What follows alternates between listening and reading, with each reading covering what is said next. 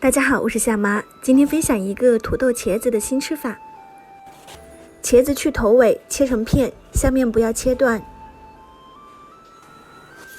土豆去皮后，切成片。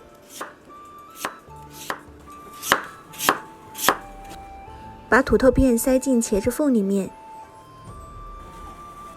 像这个样子，给它装入盘中。水开后上锅蒸10分钟。起锅热油，加入肉末，给它小火煸香煸散。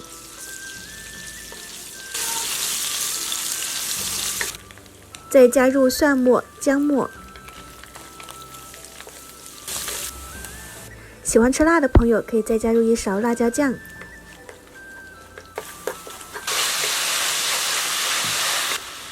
炒出红油后，加入酱油，食用盐调味。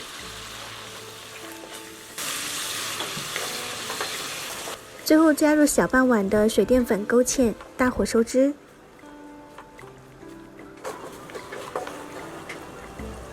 关火撒葱花就可以了。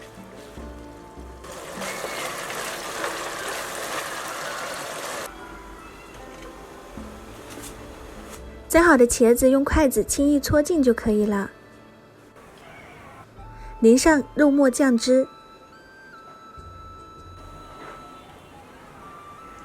有没有流口水呢？真的是特别的香。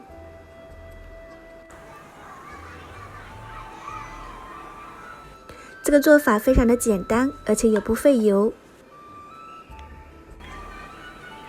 比红烧茄子要好吃又营养。